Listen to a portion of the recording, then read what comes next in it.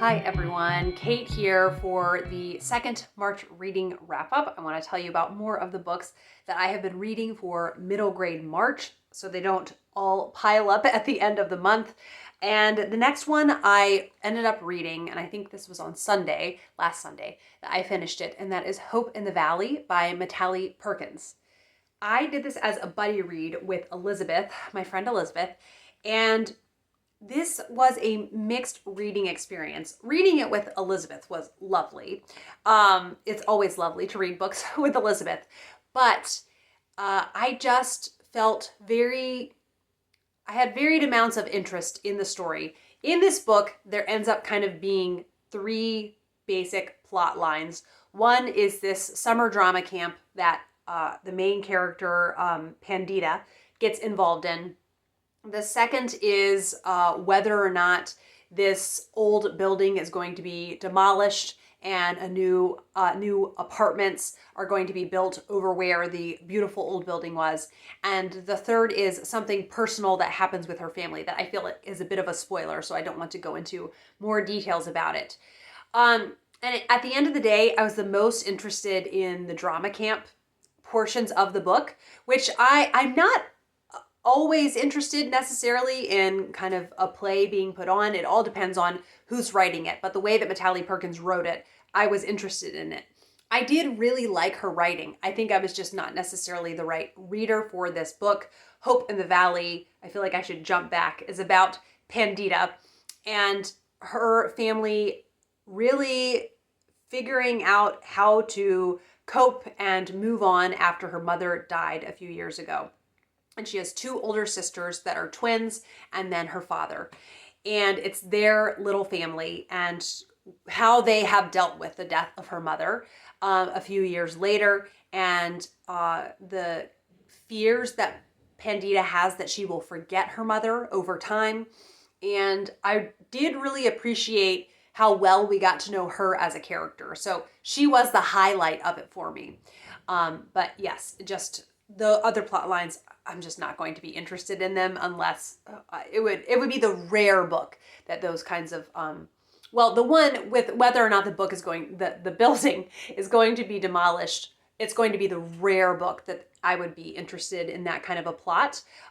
Interestingly, though, I'm thinking of in Trollope's The Vicar of Bullhampton, whether or not a chapel is going to be constructed. I found that interesting. So maybe in Trollope's hands, I would be interested in that.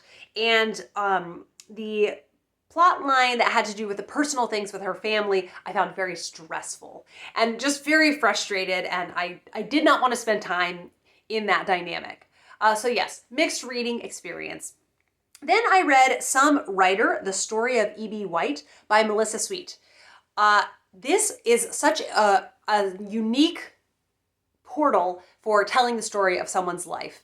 And it's very illustrated. There are some pages that are just a full spread of illustrations, all things to do with E.B. White's life. So I loved the format of this book, and it was a children's biography, and I found that it's kind of the amount that I wanted to learn about him. So I was just lovely to hear about this from Jen at Jen's Reading Life, and I'm really glad that I picked it up.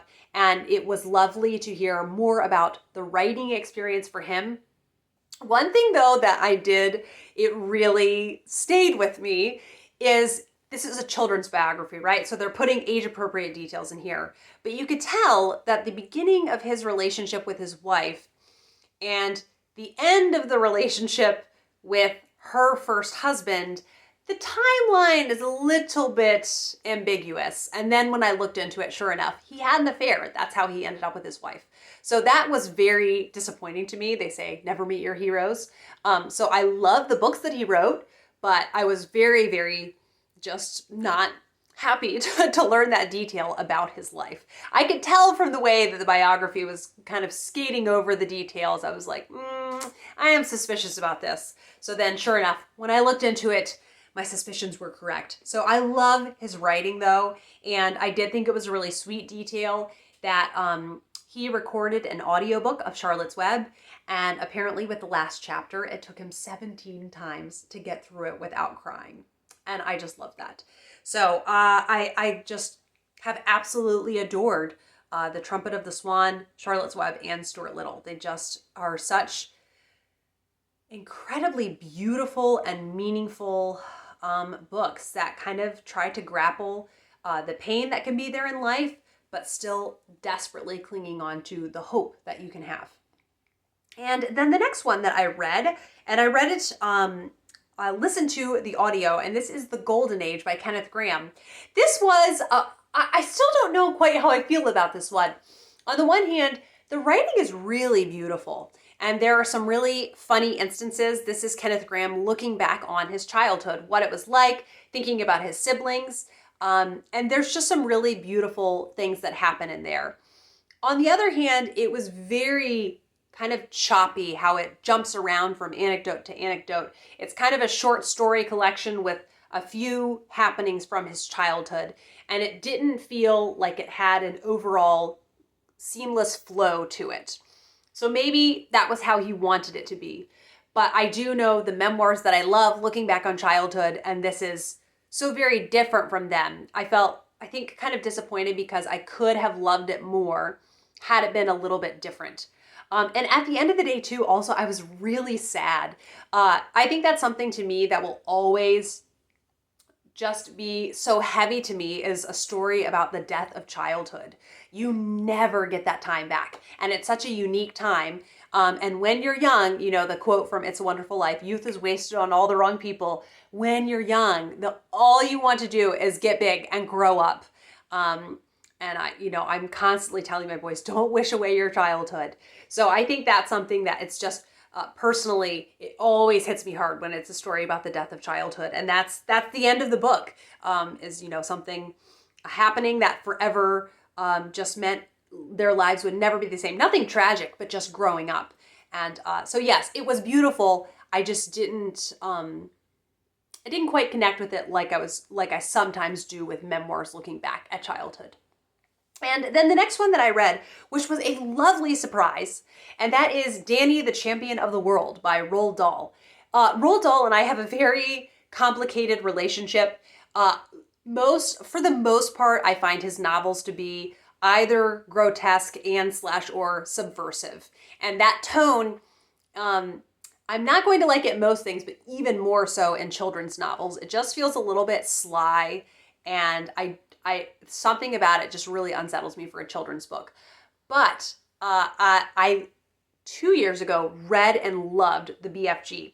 And now I have found another one in Danny, the Champion of the World. I was not expecting to fall in love with this nearly as much as I did. And so I was feeling a hankering to try some more Roald Dahl that I had never tried. I tried 4, and this is the one that I loved. When he is telling a story, and it's a story that I'm enjoying, I love his writing style so much. So I think that's something that I find kind of sad when I'm reading his books that I'm loving, that I just wish you had more books that I loved. But this I found just to be such a really wonderful, moving story of a love between a father and his son and the bond that they have. And this crazy adventure that they go on. I don't want to give anything away and take away the delight of the story if you have not read it. But yeah, it's lesser spoken about Roald Dahl, and I really enjoyed it. So I was toying with 4 stars or 5 stars. I wasn't quite sure. I might move it up to 5 stars, but right now it's sitting at 4 stars. And it was just really, really enjoyable. Roald Dahl's so creative and imaginative with the stories that he tells. And then the next book is The Plot to Kill a Queen by Deborah Hopkinson. This was a really wonderful historical mystery that Jessica from Dear Readers, This Is Jess on Instagram told me about. And it's set in Elizabethan England, and there's the major tension between Elizabeth and then Mary, Queen of Scots. And right now, and when the story is set, takes place is when Mary is older and she is sequestered away in a castle. And there is this maybe a plot to kill Queen Elizabeth. And so our main character ends up going on a journey and being undercover at Mary's castle. and seeing if she can figure out, is there a plot? How are they getting information, smuggling information?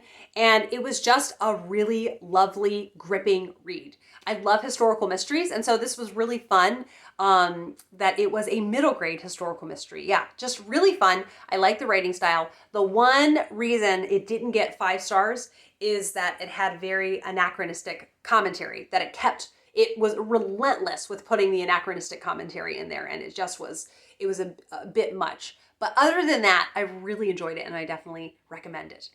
Okay, another one, the next one, that I had no idea how much this book was going to impact me, and this was my favorite from this week, and it's not my typical kind of book.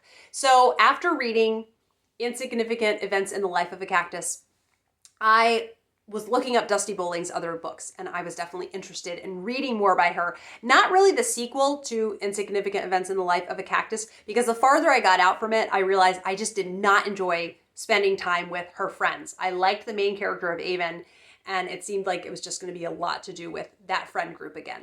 But I wanted to read more by her because I felt like that Dusti Bowling is such a compelling storyteller, and I think the quality of the writing is just really rare and above and beyond a lot of the kind of average books that are out there. And the one that really intrigued me was called Dust. And this is a really just unique story. It's magical realism and kind of science fiction, and it deals with abuse and bullying. And that's all that I want to give kind of as details as far as the magical realism goes. And then our main character of Evelyn has struggled with asthma her whole life, very severe asthma, where sometimes she is hospitalized for it. And it does limit her in certain ways. She can't ever go over to a house where there are pets in the house. She is always, having to be aware of her surroundings and take note of how open or closed her lungs feel. And it just has really affected her life. So I think kind of the chronic illness experience of her, even though it's very different from mine, I just really appreciated how taxing it can be mentally to think about your physical limitations all the time. And so anytime I'm going to go someplace, I have to think, am I going to be in direct sunlight? And that would make me feel very faint. Will I have a place that I can sit at all times? Will I have access to hydration? These are the things that I have to consider. So I think it just felt really comforting and consoling to read about somebody else that is constantly having to be aware of their surroundings because of their physical limitations. And her parents ended up deciding to move to Arizona because the climate is very dry and it's very good for people that suffer from asthma. And this ended up just being the coolest book. I was so gripped by it.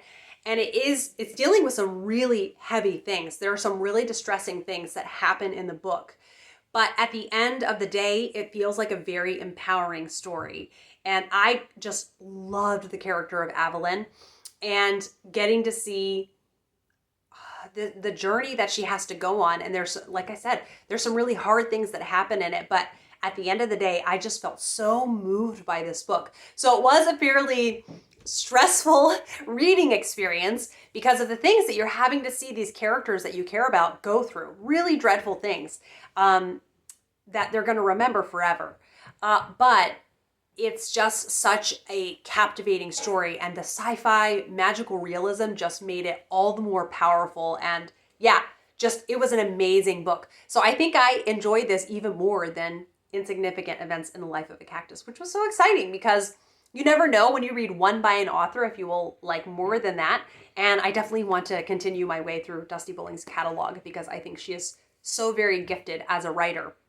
And then the last book for this video, and I finished this yesterday afternoon, and it was just a lovely, sweet read, which I needed after Dust.